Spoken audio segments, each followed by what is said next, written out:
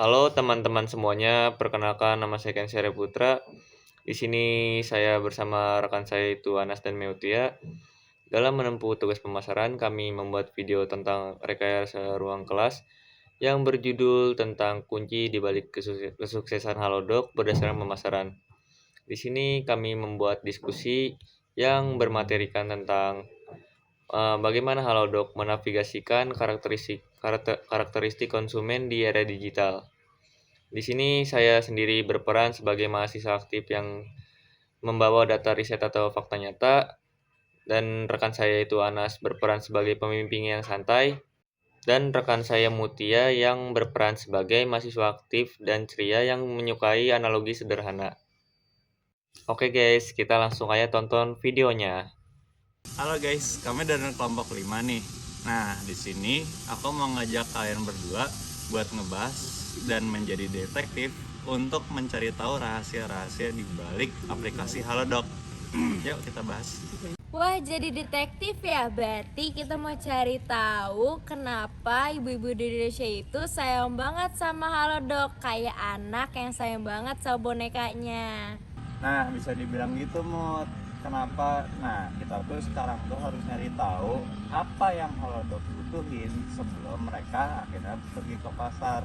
Nah, yang pastinya mereka butuh riset pasar yang benar. Betul Nas, berdasarkan riset mereka ketahuan kalau para pahlawan di rumah kita yaitu ibu sering mengalami kesendirian ketika mengurusi keluarga. Mereka sering disebut wellness warrior in silence. Oh alah, kayak pahlawan rahasia ya. Mereka jagain kita, tapi mereka sendiri gak punya waktu untuk istirahat. Tepat, Halodoc mendengarkan keluh kesah mereka, menemukan beban masalah mereka sehingga terjadi solusi bahwa para ibu hanya membutuhkan dokter panggilan. Sekarang kita mau nanya nih, kenapa ya ibu-ibu kenapa orang-orang tuh bisa ngerti, terutama yang di Halodoc, tentang masalah ibu? Simple, mereka itu mereka budaya kita tuh dipahamin banget sama mereka, apalagi tentang ibu-ibu yang dapat role sebagai caregiver yang istilahnya tuh sering menjaga kita. Tapi naasnya mereka nggak dapat waktu buat istirahat, mereka nggak punya jeda gitu loh. Iya benar. Terus Pak Jonathan sendiri sebagai pendiri Halodoc dulu juga nanya ke ayahnya kan sebelum mulai ini semua. Iya betul, itu merupakan faktor sosial yang penting banget di Indonesia. Kalau kita melihat dari ayah atau ahli kesehatan seperti Ibu Linda Sitanggang, jika mereka udah bilang oke, maka kita akan percaya untuk menggunakan aplikasinya. Tapi Nas, aplikasi kan banyak, kenapa harus buat ibu-ibu? Nah, kenapa Halodoc milihnya itu ibu-ibu terutama? Mereka tuh ngejar target tertentu, apalagi buat orang-orang yang punya kesibukan banyak, punyanya waktu dikit lah. Nah, itulah kenapa kita masuk ke segmentasi gaya hidup mereka. Bayangin para ibu harus kerja, masak, dan urus anak. Mereka nggak mungkin antre berjam-jam di RS. Halodoc menjadi solusi praktis bagi para ibu untuk langsung jemput bola ke HP mereka. Nah, yang terakhir, kenapa ya orang-orang tuh pada percaya Halodoc? Apa mereka nggak takut ketipu gitu? Nah, yang pastinya itu datang dari persepsi yang bagus. Tapi datangnya dari mana? Itu dari dokter-dokter yang kerja di Halodoc itu udah punya lisensi.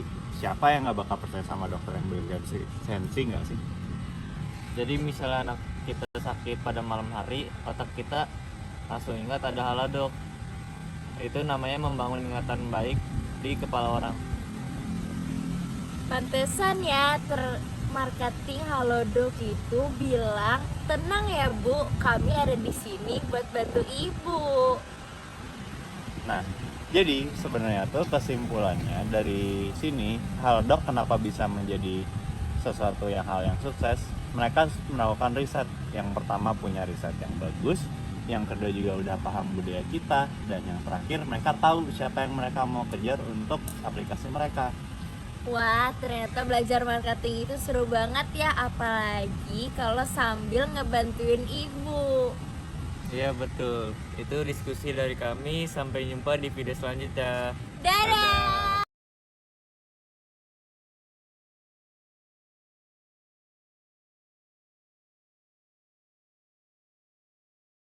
Bagaimana pembahasan kami tadi teman-teman? Menarik kan? Seru, semoga bermanfaat untuk kalian.